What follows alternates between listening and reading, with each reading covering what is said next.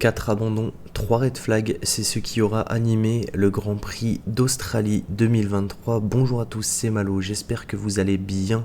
On se retrouve aujourd'hui pour le résumé du Grand Prix d'Australie 2023 et ce Grand Prix est entré dans la légende, alors non pas par l'animation de course, de ce qui a pu être proposé pendant la course, mais il va rentrer dans la légende car c'est le premier Grand Prix dans l'histoire de la Formule 1 à avoir 3 drapeaux rouges. Je crois que ça n'est jamais arrivé en Formule 1, donc le résumé va être très court. Honnêtement, il ne s'est pas passé grand chose, en tout cas en termes de course pure, il n'y a rien qui a attiré mon regard. Et honnêtement, c'était pas non plus une course folle en termes d'animation. Encore une fois, je parle de course pure. On va commencer tout de suite par le premier abandon. Donc c'est malheureusement Charles Leclerc qui va abandonner au premier tour à la suite d'un accrochage avec Lance Stroll, me semble-t-il. Honnêtement, Charles Leclerc, c'est vraiment très compliqué pour lui en ce début de saison. Il n'y arrive pas. Honnêtement, il n'y arrive pas. Il a beau tout essayer, il n'y arrive pas du tout. On va avoir un deuxième abandon cette fois-ci dans le tour numéro 7. C'est Alexander Albon qui va s'envoyer au tas tout seul. Alors vraiment ça reste un mystère pour moi, je me demande comment il a pu s'envoyer au tas.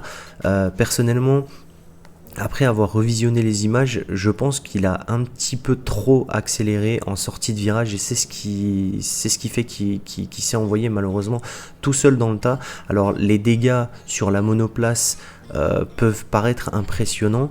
Il va envoyer beaucoup de gravier sur la piste, donc ça va entraîner le premier drapeau rouge. À la suite de ça, on va repartir sur la course. Dans le tour numéro 18, on va avoir encore une nouvelle fois un abandon d'une Mercedes, celle de George Russell qui a pris littéralement feu en fait. Alors sans mauvais jeu de mots, moi je trouve que George Russell était vraiment en feu en ce début de course. Vraiment, je pense que il pouvait prétendre à un podium, voire peut-être même une victoire. Alors je m'avance un petit peu en disant ça, mais honnêtement avec le rythme qu'il avait et le début de course qu'il a proposé, sincèrement je pense qu'il n'a pas à rougir de la moitié de course entre guillemets qu'il a pu faire. Malheureusement dans le tour 18 sa monoplace va lâcher et elle va complètement prendre feu en fait.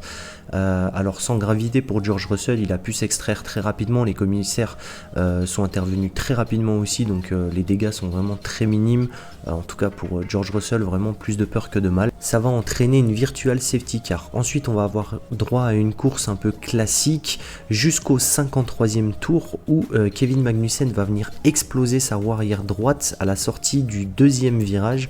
Il prend une trajectoire vraiment extrêmement large et forcément ça pardonne pas. Donc sa roue droite va venir s'exploser contre le mur. Résultat, ça va entraîner un deuxième drapeau rouge. Et à la relance de ce deuxième drapeau rouge, alors là ça a été catastrophique. Vraiment, il y avait des accrochages dans tous les sens.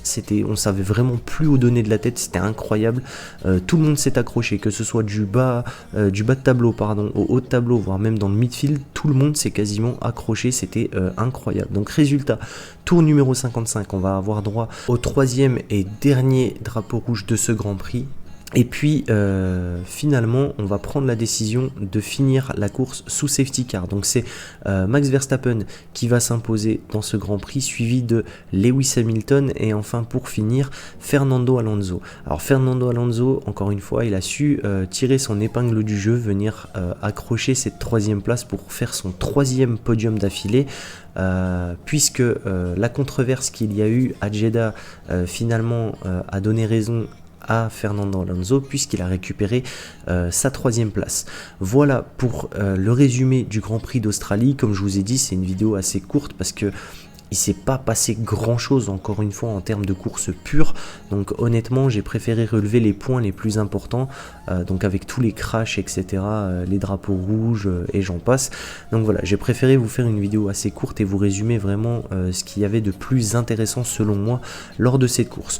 J'espère que la vidéo vous aura plu, n'hésitez pas à me dire en commentaire ce que vous avez pensé de ce Grand Prix. Moi je vous dis à très vite pour de prochaines vidéos, c'était Malo, ciao ciao.